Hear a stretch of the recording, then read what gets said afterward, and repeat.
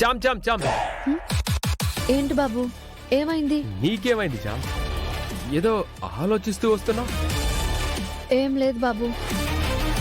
మీరెందుకు హడావిడిగా వస్తూ కంగారుగా నన్ను పిలుస్తున్నారు? ముందు అది చెప్పండి. నాన్నకి చందు టిఫిన్ పెడుతుంది, నాన్న టిఫిన్ చేస్తున్నారు.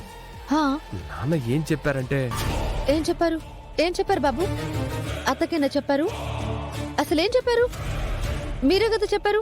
చామ్ చామ్ చామ్, చందుకు కాదు, నాకే చెప్పారు. హా, మీకే చెప్పేశారా? నన్ను ఇంకా టెన్షన్ పెట్టకుండా అదేంటో త్వరగా చెప్పండి బాబు. నాన్న టిఫిన్ తిన్నాక టాబ్లెట్స్ వేసుకోవాలి కదా, రూమ్ లో ఉన్నాయి, తీసుకురమ్మని చెప్పారు. ఓ, ఇదా బాబు? మరి నువ్వేమనుకున్నావు? ఏం లేదులే బాబు. లేదు లేదు, ఏదో ఉంది. చాలా టెన్షన్ పడ్డావు. ఏమనుకున్నావో చెప్పు. ఏమనుకుంటాను బాబు? మీరేదో అయిందని టెన్షన్ పెడితే ఏదో అయిందని టెన్షన్ పడక నవ్వుతూ వింటారా? మీరు పెట్టిన కంగారుకి స్మైల్ ఇచ్చుకుంటూ చూస్తానా? నేను అంత టెన్షన్ పెట్టానా చా? మీకు తెలీదులే బాబు, చూస్తున్న వాళ్ళకి తెలుస్తుంది. అయినా అయ్యగారు మీకు చెప్తే మీరు నన్నెందుకు పిలిచారు? చామ్, ఆ టాబ్లెట్స్ వ్యవహారం అంతా నువ్వే చూసుకుంటున్నావు కదా. నాన్న టిఫిన్ తిన్నాక ఏ టాబ్లెట్ వేయాలో నీకే తెలుస్తుందని. కరెక్ట్ గానే ఆలోచించారు బాబు. మరి ఏమనుకుంటున్నావు? నేను ఏం ఆలోచించినా, ఏ నిర్ణయం తీసుకున్నా కరెక్ట్ గానే ఉంటుంది. ఒక చిన్న టాబ్లెట్స్ విషయంలోనే ఇంత కరెక్ట్ గా ఆలోచించానంటే నా లైఫ్ పార్ట్నర్ విషయంలో ఎంత పర్ఫెక్ట్ గా కరెక్ట్ గా ఆలోచిస్తానో నువ్వు ఒక్కసారి ఆలోచించా. మనది తెలుసు కదా, అది కరెక్టే అని చెప్పు చామ్. చెప్పేయ్ చెప్పేయ్ చామ్, చెప్పు. నేను అయ్యగారికి టాబ్లెట్స్ తెస్తాను, మీరు వెళ్ళండి బాబు. మాట దాటించడంలో నీ తర్వాతే చామ్. అయ్యగారు టాబ్లెట్స్ వేసుకోవాలని మీరే చెప్పారు కదా, మీరు ఇంకేం మాట్లాడకండి.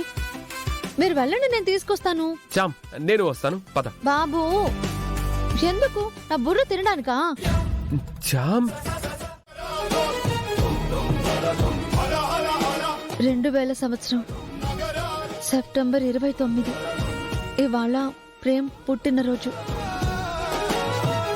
వాడు పుట్టగానే బుజ్జి కాళ్లతో అమాయకంగా నా వంక చూశాడు. వాడి స్వచ్ఛమైన నవ్వుకి నాకు చాలా ఆనందంగా అనిపించింది. కానీ రమా మొహంలోనే ఆ సంతోషం లేదు.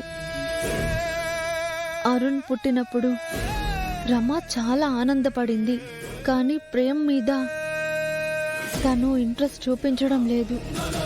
ఎందుకో తను ప్రేమ్ని దూరం పెడుతుందేమోనని నాకు భయం వేస్తోంది. దానికి కారణం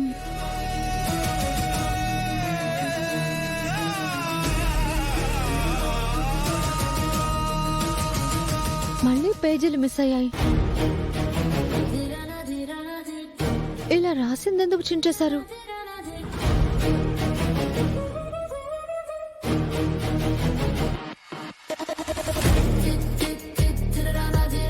అరే, మిగతా రాసిన పేపర్స్ ఏమయ్యాయి? అసలు రాసిందెందుకు చించేశారు? ఆ కారణం ఏంటి? మిమ్మల్ని కాదులేండి, రమాదేవి అమ్మగారు వస్తున్నారు. నమస్కారం మేడం. ఎవరు మీరు?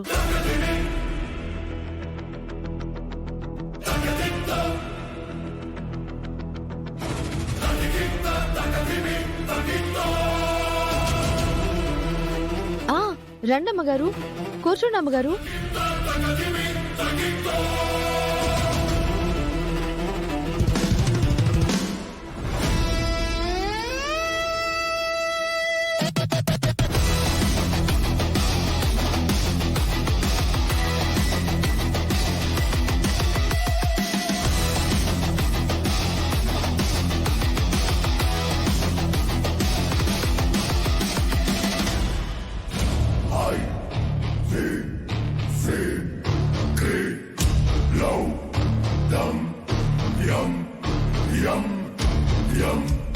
ఇదెందుకు ఇప్పుడు ఇంత సాహసం చేస్తుంది?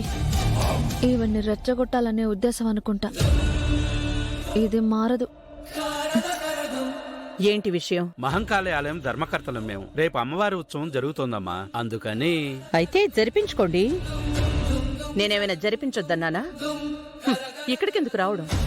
మేడం గారు, ప్రతి ఏడు పెద్దమ్మగారే ఉత్సవానికి పెద్ద మొత్తంలో విరాళం ఇచ్చేవారు. ఇంటి తరపున తొలి పూజను ఆవిడే అమ్మవారికి జరిపించేవారు. అత్తగారి కోసం వచ్చారా? ఆ ఆవిడ తీర్థయాత్రలకు వెళ్లారు. నాకు అలాంటి వాటి మీద నమ్మకం లేదు, ఆసక్తి లేదు. అవును, ఎంత రిచ్చో చెబితే కళ్ళు తిరిగి పడతావు. మీరొచ్చిన పని అయ్యిందిగా, ఇక దయచేయండి. మేడం, అది ఆగండి.